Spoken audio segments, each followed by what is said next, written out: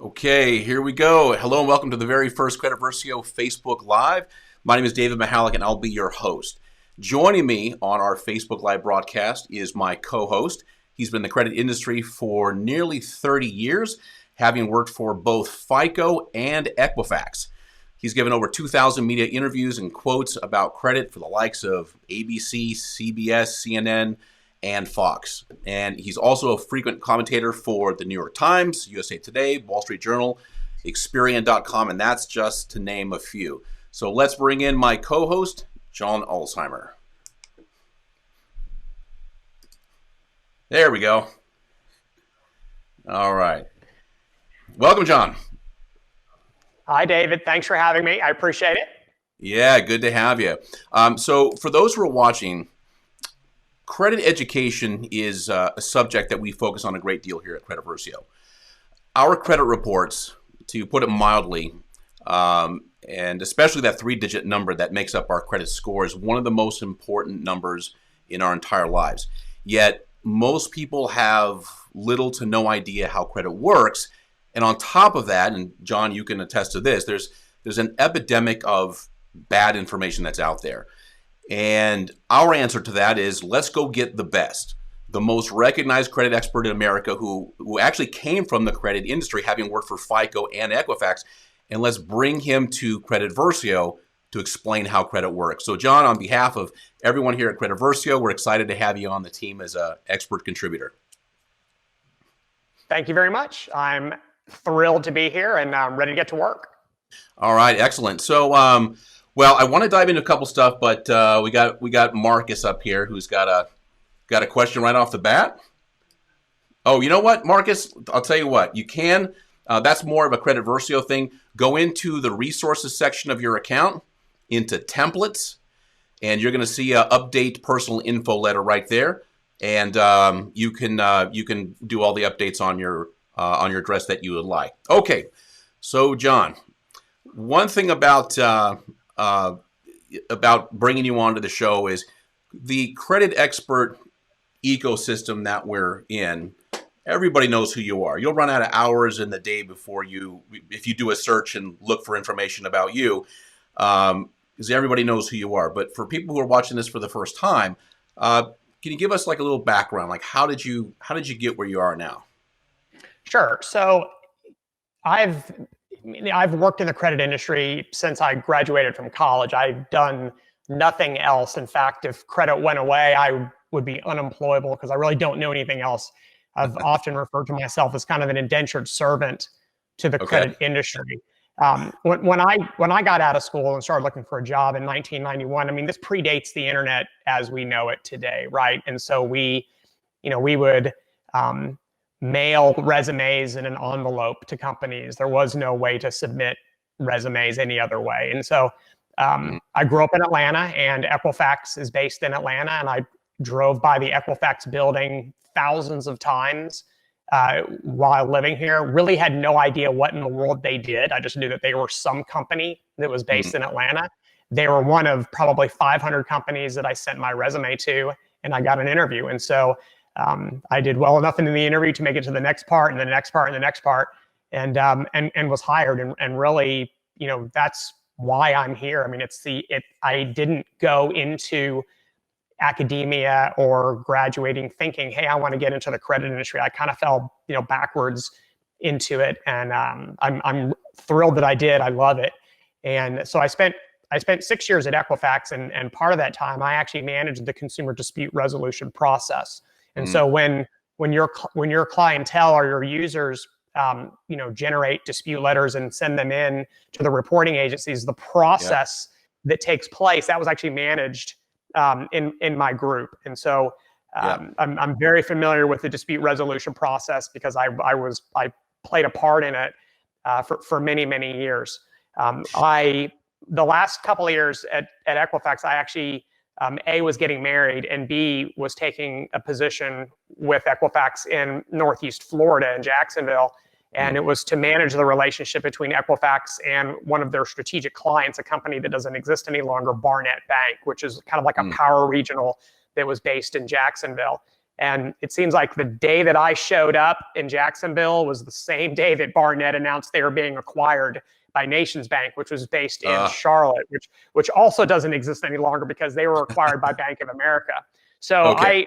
I had a choice. I could either stay in Jacksonville without really a big client anchoring me there, or I could try to find something else. And so the something else was FICO. I interviewed and took a position with FICO, moved back to Atlanta, and was in their global credit bureau products group for almost 7 years. And so that essentially means any of the credit scoring systems that are hung at any of the 5 North American credit reporting agencies, the 3 in the US, and then Equifax Canada and TransUnion Canada.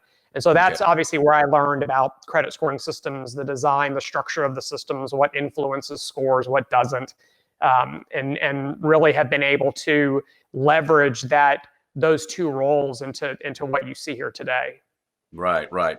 Well, and you've got a lot of content online too, and as far as I know, you've turned that into just because of your knowledge, you've turned that into an opportunity now where you are still the most in demand expert witness for federal and state lawsuits. Is that right? On the defense side, that's true. I do more the expert witness, to use your word, ecosystem. The expert witness ecosystem is pretty small. There's not that many of us that are qualified to testify in court on this topic and get past the gatekeeper, which is the judge. The judge is the one that determines whether or not you're allowed to testify in front of a jury on any topic. And so number one, there's just not that many people who are qualified to do that. And B, there's not that many people who want to do it. And so I am fortunate that I am the most commonly used retained expert on the defense side. And so most of my work is going to be on behalf of the large data furnishers. So the big banks, the big credit card issuers, the big debt collectors, the big loan servicers, and also the credit reporting agencies, and some insurance companies. Believe it or not, there's a credit damage component to bad faith lawsuits as well. So I do a lot of work for the insurance companies as well. On the plaintiff side, meaning that the experts that represent mostly plaintiffs in lawsuits against those other parties, I do a very, very small amount of that work. And I'm happy to explain why, David, if you want to spend time on that. Well, actually, I think that's probably a pretty good volume. What I wanted to do is just give people a little bit of history of where you come from. And I think the essential part is that you've seen the inside of Equifax, you've seen the inside of FICO, you've worked there for many years, and a lot of the questions that we're going to have people asking, of course, are going to be related to their credit scores and their credit reports. We're going to jump ahead a little bit. We got Sheila, who is let's grab this one. Oh man, this is one of your favorites, and this is a can of worms right here. So if you want, and she's got another one too. Okay, well, Sheila, John does not work for FICO anymore, so I don't think he's going to be able to pass. It's been a while. Okay, so why don't we unpack this one, John, I think in the most concise way that you can, because when I mentioned earlier that credit is a very consuming and very cumbersome topic, this is one of the big ones. Is why is my score different everywhere? Why are there so many different scores? And then we'll circle back around, and I think that's a great place to start. Is going back to the beginning. Where did credit reporting agencies come from, and how did they evolve into what they are today? But I don't want to make Sheila wait any longer than she has. So Sheila's question is, why are there so many scores? And so in order to answer this question, I'm going to use a comparison that I think everybody is going to clearly understand. So I'm going to talk. So I want to, instead of talking about scores, I'm going to talk about auto manufacturers. So Chevrolet, Honda, Ford, Toyota, et cetera, et cetera. So the question, why are there so many of those, is because, well, there's so many companies that choose to build automobiles. So that's number one, is there's a lot of companies that are in that ecosystem. So that's number one. Number two, every single year, all of those auto manufacturers release a new set or inventory of cars, whether it's the Honda Accord, the Ford F-150, the Chevrolet Corvette, the Ford Mustang, et cetera, et cetera. And so every single year you have a brand new version of it, even though you may drive prior year's version. So what you end up with when you're driving down the highways, you see all these cars that are built from all these different manufacturers that some are brand new and some are not brand new. So now I'm going to bring this back to credit scoring. It's kind of the same way. For a really long time, FICO was really the only game in town as it pertained to credit bureau-based scoring systems that were built on all three of the credit reporting agencies' data. There are a lot of credit scores that probably nobody watching has ever heard of that are very good scores, but they're only available from one credit bureau. And that's really hard for lenders to use because it really limits their use to one credit bureau. And so when you hear words like tri-bureau or phrases like tri-bureau, that's really what makes the credit score more attractive to a lender, is because it gives them flexibility to pick and choose whichever credit reporting agency they want to use. There's only two scoring platforms that are tri-bureau, FICO and Vantage score. And so now we're limiting scores to just those two brands of credit scores. And so whenever we talk about scores, people kind of throw around, well, my FICO score is this, my FICO score is that, my Vantage score is this. That's a common and reasonable way to refer to scores, but it's not really the right way, because you may have a FICO Gen 8 score at Experian of 800, but a FICO Gen 9 score at Equifax of 770. So your score, saying your score kind of insinuates that you just have this one number that kind of travels through time with you as the information on your credit report changes. And that's not really how it works, okay? You have... And that's where a great deal of the confusion is from, is 100%. People don't realize that there isn't one score. There isn't one score. 100%. That's why 100% agree. That's why there's confusion. There are multiple generations of FICO's scoring software still commercially available and in use today. In fact, in the mortgage industry, because of FHFA guidelines and mandates, the scoring systems that are being used are really, really old versions of FICO. And this isn't a criticism of FICO in any way. This is a criticism of FHFA. They're mandating the use.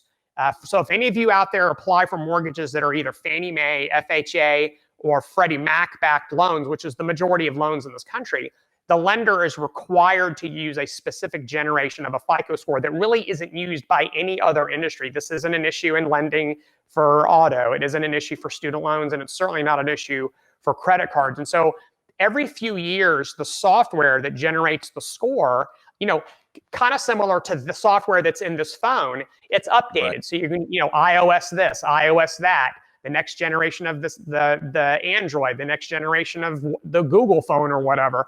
So every couple of years, there's a new one of those, but it doesn't necessarily replace the pre-existing version. And so you have these scoring generations that kind of pile on top of each other. Then you multiply that times 3 credit bureaus. And that's why you see, oh my gosh, I don't have a score. I literally have hundreds of scores. And by the way, they're all going to be different next month because all the information on your credit report is going to change. And so to try to throw a dart and hit a bullseye and always know what the 3-digit number is at any given credit bureau at any point in time from any specific credit scoring model, it's just simply impossible to do. It's a whole lot easier, however, to manage all the information that goes into all those scores, which is, of course, the information that appears on your credit reports. Yeah. And also, too, so that's interesting. So that not only can you have multiple different versions of FICO, if we're just talking about FICO, but at the same time, you're saying that the bureaus have different versions as well that can also change the score?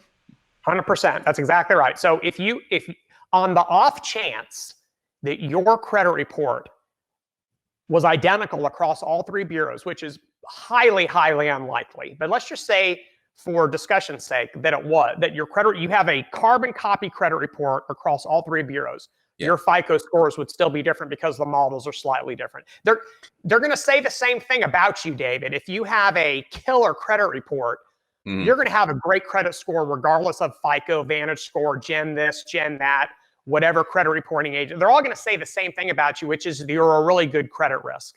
And conversely, if you have, credit reports that have a lot of negative information, you're going to have poor credit scores regardless of the bureau and the gen of the model and all that stuff. So what you won't see, and I know, I've seen the arguments on Twitter and social media about this, and they're just simply wrong. You're not going to have an 800 at Equifax in one scoring platform and a 400 at Experian on another. Right. Those say completely different things about you. One says that you're almost void of credit risk, and the other one says, if you loan me money, I'm just not going to pay you back. Right. Right. Exactly. Well, also too, I think a big thing that happens a lot, John, is that like with Credit Versio and even a lot of the scores that are available to the public through maybe their banking app. Now we're talking about Vantage score. So we'll get people who are looking at their Vantage score, say on Monday, and then on Wednesday. They get an alert from their Experian app, which uses a FICO score, and now we're seeing two totally different bits of data, two totally different scores. That's right. So now we're comparing Ford and Chevrolet. They do the same thing. They're not the same. It's just your Ford isn't going to perform like your Chevrolet, and your Chevrolet is not going to perform like your Ford. To the extent that one of these weird things that's happening in the world of credit scoring is there's this weird obsession with FICO v Vantage score, almost to the point where people think Vantage score is some sort of a scam perpetrated by the credit bureaus, and that Vantage score isn't really a real thing. Right. You'll hear like FICO score, or Vantage isn't a real score, right? Yeah. Well, let me dispel that myth straight away. Between July of 2018 and July of 2019, 12.5 billion, that's with the B now, 12.5 billion Vantage scores were used for various purposes. And I know everyone's screaming, well, yeah, they were all for Credit Karma. Negative. Actually, a very small percentage of those were given away through these various consumer websites. The majority of those were used by lenders to make lending decisions. And so when you're focusing on scores, you should be focusing on improving all of your scores, not just improving one particular score from one particular brand, from one particular credit bureau. That may serve you well, tomorrow when you apply for something. But I think where you really want to be is where your scores are so good that that the brand of the score becomes irrelevant, because that lenders are fighting over your business at that point. Yeah, and it's like you said a second ago. What's impossible is you're going to see an 800 score on Equifax, and then on TransUnion you're going to see a 400 score. If you're a good risk on one bureau on FICO, you're going to be a good risk on Vantage as well. Now the numbers are obviously going to add up, but they shouldn't. They be the same.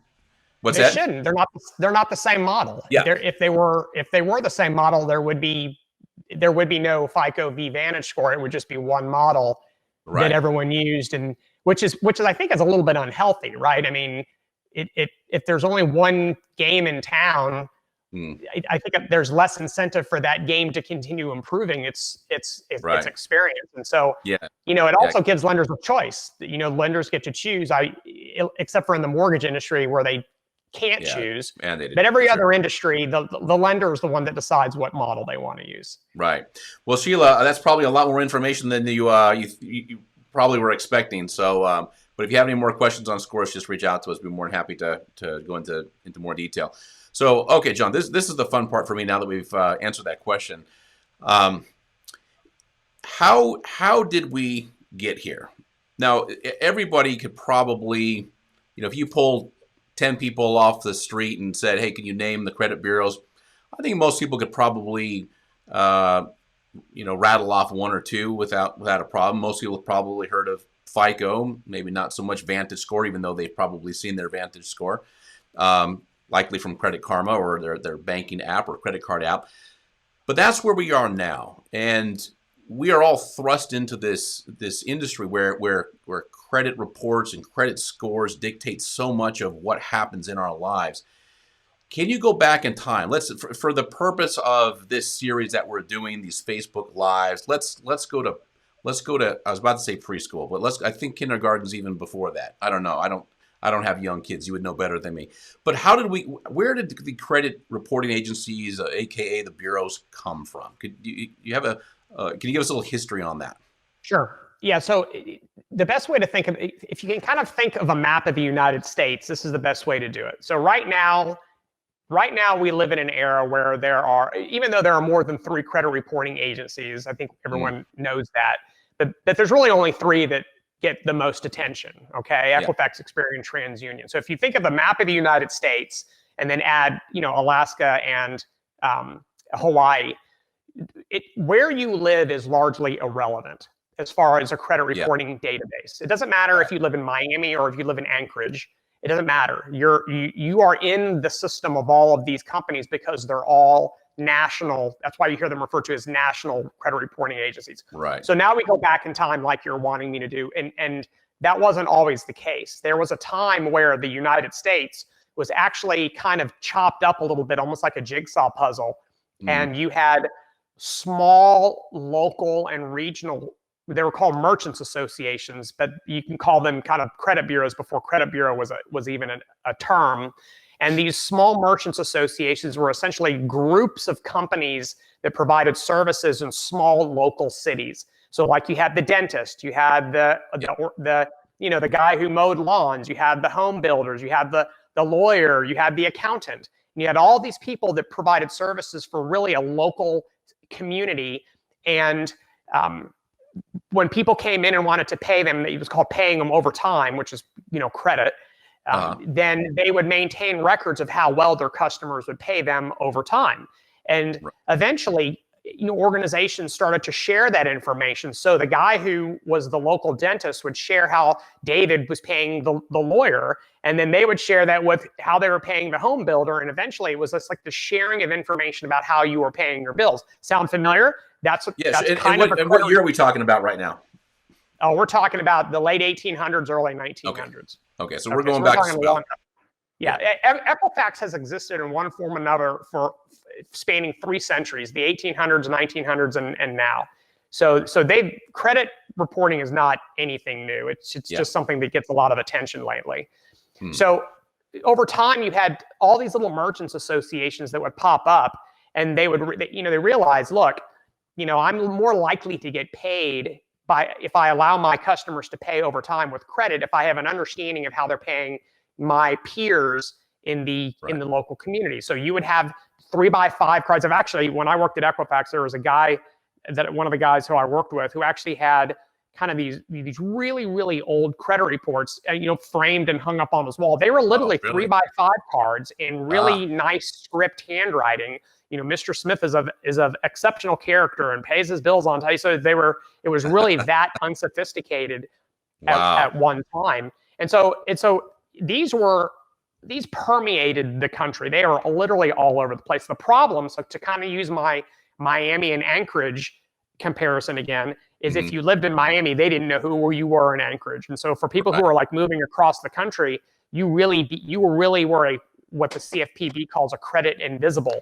You didn't exist in any other system. Well, over time, these merchants associations started gobbling each other up and merging, and they become bigger and bigger and bigger. And that's where you started to see this evolution. And now we're talking the 50s and 60s and 70s, this evolution of these larger credit reporting agencies that really could handle a larger portion of the country, but it was still not national in nature. So you could actually sit there and do a credit file comparison for the same consumer across the 3 credit bureaus, and they were wildly different. Well, again, that was a problem because if you moved from one part of the country to another and tried to borrow money from a lender, they may have pulled a credit report only from at the time TRW, which was a West Coast credit bureau. Yeah. And if you move from the East Coast, that's dating ourselves right there, TRW. That's right. So but again, over time, they kept gobbling each other up and merging, and really the last big kind of local credit bureau to fall was a company that owned the credit reports kind of in the middle part of the country, Texas up to the Canadian border, called CSC, and they owned the credit reports on the Equifax system for all consumers who lived in that state. Well, Equifax acquired them several years ago, and then that was it. That really kind of put the last piece of the jigsaw puzzle into place. And now you have what you have, which is 3 behemoth credit reporting agencies that really can handle any consumer in the United States, regardless of where you live or where you move to or how transient you are. Gotcha. So we had credit bureaus. We had this sort of arbitrary way of determining how is somebody a good risk other than what somebody wrote in the notes. How did we get to some standardization? Like, in other words, I'm asking is how did we come up with scores, or where scores come from? Yep. So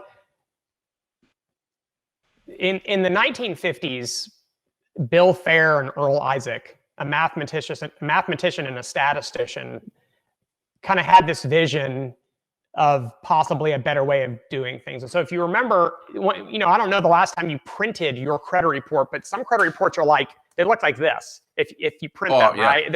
They're dozens and dozens of pages long, and there's no way that you can look through all that information and give consistent decisions about the risk of doing business with a consumer when you have a pile of 200 of them waiting to go and it's Friday afternoon and you want to leave for the weekend. So instant credit didn't exist back then because there was no way to make an instant decision about an application because the process was just so manual. And manual means inefficient, unfair, inconsistent, and problematic. All right?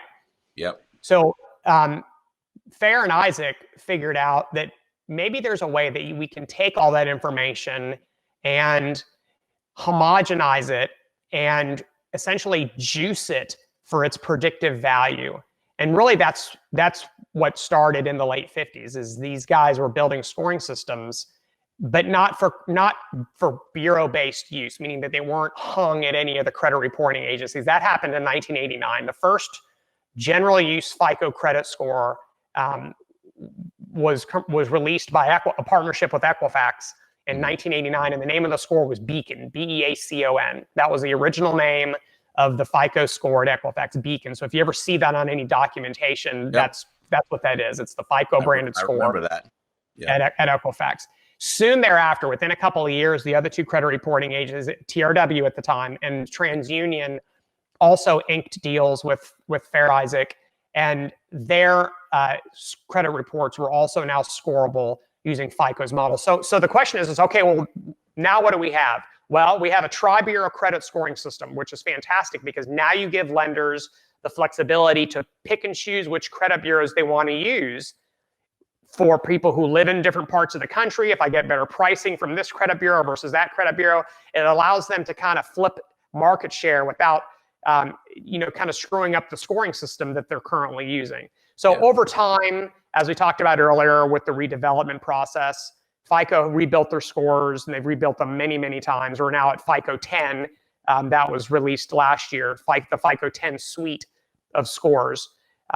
In 2006 is when the credit reporting agencies got together and created the Vantage score credit score. And now we are on Gen 4 of the Vantage score. There's been 1.0, 2.0, 3.0, and 4.0. So that's where we are today as far as an inventory of scores. And I think the short of it is, like you nailed it on the head when you said that if you're looking at a massive amount of data that's paper sourced and you have to make a decision, not only is that impractical, but you have the element of not being fair. You have the element of interpretation, which has a wide range. So now we have scores like you were talking about from FICO, from Vantage score, that now takes a lot of that human touch that's required, and it just makes it completely fact-based. Now, you did a talk not too long ago I was watching about what is, I think this is when you were talking about Vantage score, and then we do have some people with some questions. I'll see if I can go to one of those here in a second. But when you're talking about Vantage score, how there's been talk that it's not a real score. It's just a bunch of nonsense like you were talking about. But it has to meet a couple of criteria. And I think it was 2. I don't quite remember. If you can help me with that, that'd be great. Sure. Yeah. This whole issue of not a real score, there's a legal definition of what is a credit score. So, and so if you meet that legal definition, then you are in fact a real score, regardless of what someone may call it or whatnot. So the Equal Credit Opportunity Act sets the guidelines as far as credit scoring systems and their usability by lenders in the United States. So, and all credit scores used by US-based lenders to lend money in this country have to meet two criteria. Number one is that it has to be empirically derived. That means it has to be built using generally accepted mathematical processes and standards, meaning that you and I just can't go out to dinner and over beer write on a beverage napkin what we think should count in a credit score and how many points it should count. That's not empirically derived, okay? Yeah. So that's number one, is it has to be empirically derived. And then number two is it has to be statistically and demonstrably sound, meaning that I have to be able to prove to regulators that the scoring system that I'm using works. And works in a credit scoring system means that it rank orders properly based on risk, and which is why people, when they look at their credit score, they kind of glaze over everything other than just the number, right? Right. The number really is not important. What's important is the lender's interpretation of the number. So if the lender's interpretation of your 750 means that David's likelihood of paying me back on time is 95%, that means something very different than someone's credit score maybe at 600, which may be John's likelihood of paying me back is about 50%. And that's why you start seeing variances in deals that are offered, because they're basing their deals on risk. So those are the two ECOA standards that a score has to meet before it can be used in the US. The FCRA, or the Fair Credit Reporting Act, credit scores also have to be compliant with the Fair Credit Reporting Act. And that doesn't have anything to do with how they're built or whether you can demonstrate that they actually work. That has to do with what's referred to as adverse action. And if you've ever been denied credit, and hopefully no one watching has ever been denied credit, but if you have been, then you got a denial letter from your lender. That letter is actually referred to as a notice of adverse action or an adverse action notice, but everyone just calls them denial letters. Those letters are required under the Fair Credit Reporting Act, and the letters have to include certain elements in disclosure. And so they have to disclose where they got the data from. So in other words, they have to identify the credit bureau. They have to give you a notice of what your rights are. They have to tell you what your credit score is. They have to tell you what the range of credit. So there's all these things that have to be included in that letter. And so in order for a credit score to be used in the US, it also has to provide the factors as to why your score wasn't higher, so that a lender can then put those on those adverse action letters. And so there are two requirements under the ECOA and one requirement under the FCRA. And if the scoring system meets that, then it is a real credit score and can be used in the United States. Okay, so what? Also, I appreciate that. Let's see here. All right, let's go to a question. So if you're watching live, if you have any questions for John Ulzhiemer, if you didn't see the intro, John is the #1 regarded credit expert in the United States, formerly with Equifax and FICO.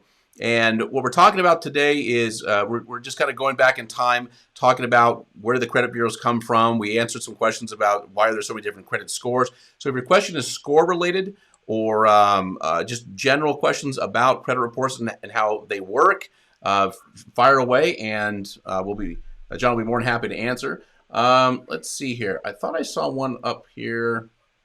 Somebody asked something about Social Security number. I think I maybe went a little too high. Here we go.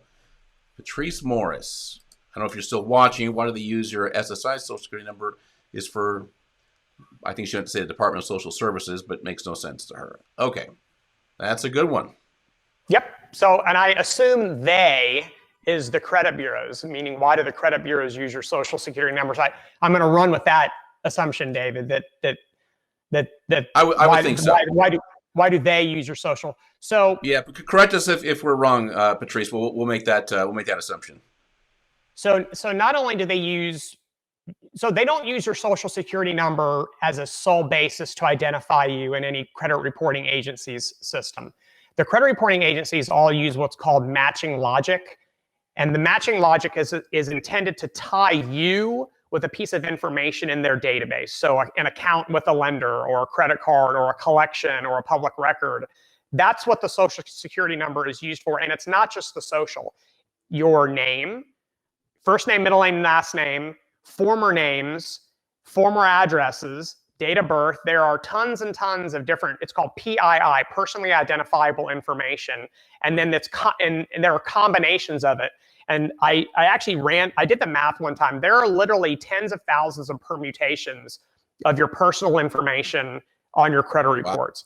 Wow. And you don't necessarily have to have a social security number in order to find someone's credit report or to compile their credit report. But what will happen if the social security number is used is the likelihood of the credit reporting agencies being able to compile a more complete credit report on you goes up the more personal information is used. And so that's why lenders ask for it in credit applications, is because they know that they're likely to get a more complete credit report, which means they're going to get a more valid credit score if the social is one of the matching logic. And by the way, you don't have to have a 9-for-9 match in order for a credit reporting agency to find you. If you can have less than a 9-for-9 match, and if all of this other personal information does match, then they're able to compile a full credit report on you.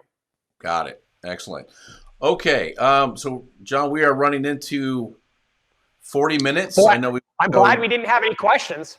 Yeah, well, we had a couple of them. Just some comments back and forth. Yeah, it's great. Okay, the more the better. But if you have questions, feel free to leave them on here. We'll answer them tonight, tomorrow, and then so John.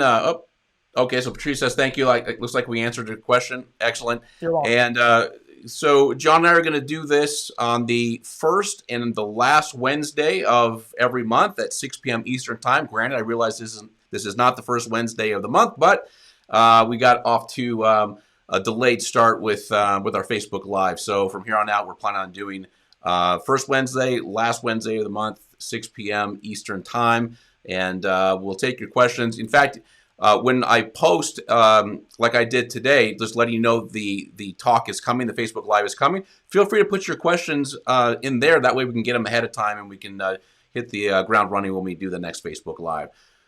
John, thank you very much. This has been fun, a great first Facebook Live, and thank you for joining us. And we'll do this again on the last Wednesday of the month. All right. Thanks, David. Okay. Thanks, and thank you, everybody, for watching and submitting your questions. They were great. Thank you very much. Take care.